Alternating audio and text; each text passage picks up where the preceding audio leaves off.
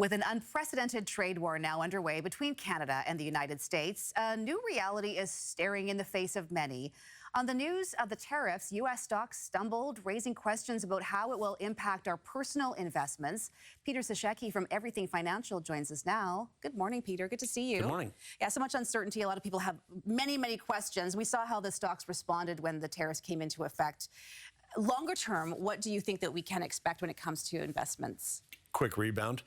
I mean, really, we've seen so many things in the past 30 years that make yesterday look like a little blip of nothing. I mean, there's been days where other news has come out and you get this reaction where the market goes down and people rightly so lose their minds a little bit and they go, I just lost all this money. Well, no one, as you said, no one lost anything if you didn't sell.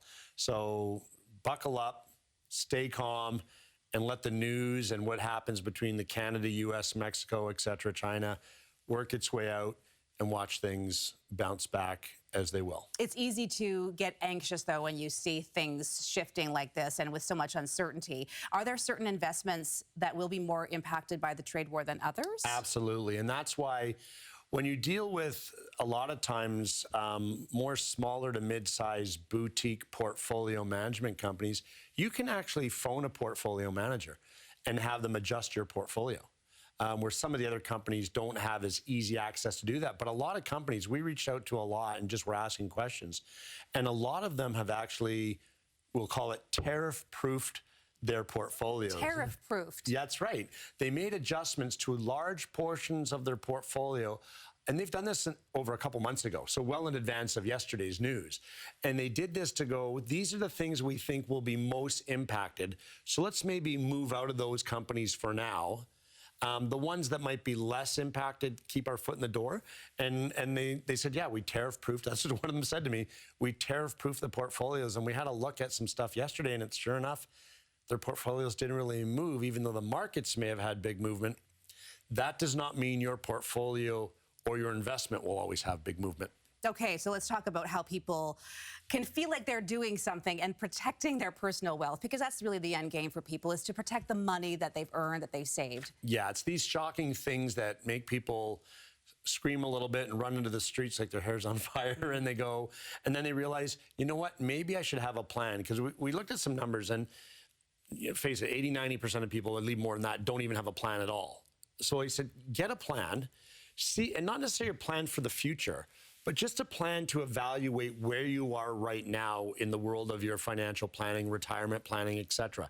Get a clear picture of what your situation is right now, and you'll probably realize, I'm a lot better off than I thought. And just like that, just knowing where you are instead of uncertainty can de-stress the situation quite a bit, and you realize, okay, I can weed this through, I can wait it out a little bit, I'm okay, I'm on the right track. Okay, let's talk about mortgage rates, because that's also a bit of a question mark. Over the past year, we've seen interest rates decline, and people who have their mortgages up for renewal are expecting them to be lower. Are we expecting tariffs to shift anything here? Lower, higher? What can we expect? Well, let's say, I mean, I know governments are pointing out numbers over the next 5 years, which is a little irresponsible, because what if the tariffs last a week? They're making it look like the next 5 years. But let's say we do get into a situation where that ugly word, which I think is a good opportunity word, recession, raises its ugly head a little bit. What's the first thing to go? Interest rates go down to give the public more buying power to spend our way a little bit out of a recession. Interest rates keep going down. Your floating mortgages, your home equity line of credits, et cetera, all of a sudden are going to be lower. So that's better. Any positive wealth foresight that you can give Canadians? I mean, it seems like it's a doom and gloom situation, but there is some positivity.